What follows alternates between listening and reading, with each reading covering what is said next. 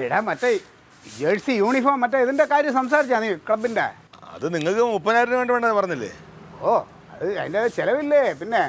ഞാൻ സാറോട് സംസാരിച്ചായിരുന്നു. എന്താ പറഞ്ഞു? ഓക്കെ പറഞ്ഞു. നിങ്ങൾക്കല്ല, പിന്നെ വേറെ ആമ്പിളർക്ക്. എന്തോന്ന് പരിപാടിയുടെ നീ തമാശ കളിക്കല്ലേ? തമാശ അല്ലല്ലേ, നീ 25,000 ആദ്യം സമ്മതിച്ചു.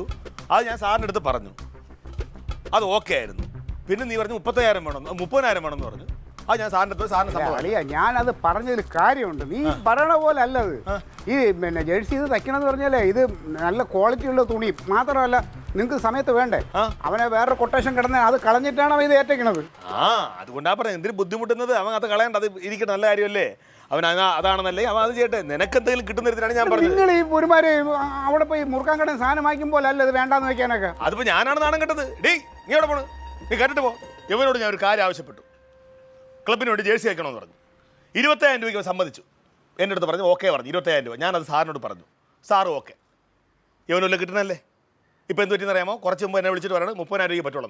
അതിന്റെ കാര്യം ഞാൻ പറഞ്ഞില്ലേ. ഇത് ഈ തയ്ക്കണ അൻസാറിന്റെ മറ്റേ മാമാടെ മോനില്ലേ, അവന് വേറെ വലിയ സ്കൂൾ യൂണിഫോമിന്റെ കൊട്ടേഷൻ വന്നു, അത് കളഞ്ഞിട്ടാണോ ഇത് ഏറ്റെക്കണത്? ആദ്യം 30,000 രൂപ പറയായിരുന്നില്ലേ? എന്റെ ലില്ലി മോളെ, ഇത് പറയാന്ന് പറഞ്ഞാൽ ഇത് ഒരു വർക്ക് കളയുമ്പോൾ അത് അഡ്ജസ്റ്റ് ചെയ്ത് അവൻ പിന്നെ നല്ല ക്വാളിറ്റി ഉള്ള തുണിയാണ് അവൻ പ്ലാൻ ചെയ്തത്. ക്വാളിറ്റി ആരും പറയണം, എന്റെ ക്വാളിറ്റിയാണ് അവിടെ പോയത്.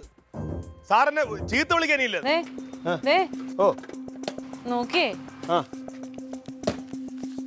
എന്ത് ചായ വേണോ? ചായ കൊണ്ടുവരാ ഏടാ കട്ട.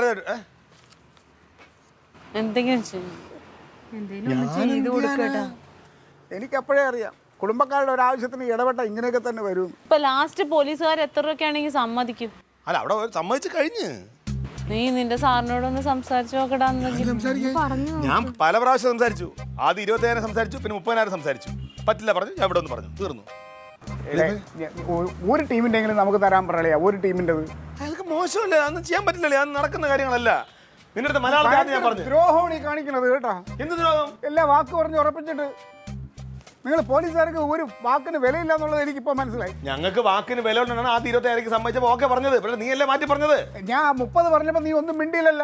അത് സാറിൻ്റെ അടുത്ത് ചോദിക്കട്ടെ എന്ന് പറഞ്ഞിട്ട് ഇത്ര സമയം പറഞ്ഞില്ല. അതുകൊണ്ടാണ് അവന്മാർ സാധനം എടുത്ത് അഡ്വാൻസ് കൊടുത്ത്. ആ ചെറുക്കൻ പണയം വെച്ചിട്ടാണ് ഇത് ചെയ്തത്.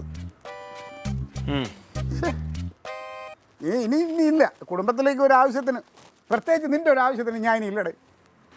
16,000 രൂപയ്ക്ക് വേറെ കൊട്ടേഷൻ വന്നതാണ്. അപ്പോഴാണ് 25,000 പറഞ്ഞത്.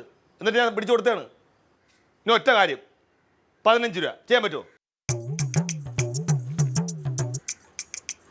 20 ആക്കാം. 15 സമ്മതിക്കേ.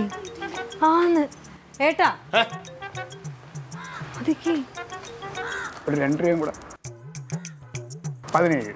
15 വാക്കാണ്. ഇനി മാറ്റി പറയോ? ഇല്ല, ചെയ്യാം. നഷ്ടമാണെങ്കിൽ ചെയ്തേ. നഷ്ടം ചെയ്യണ്ടല്ലേ?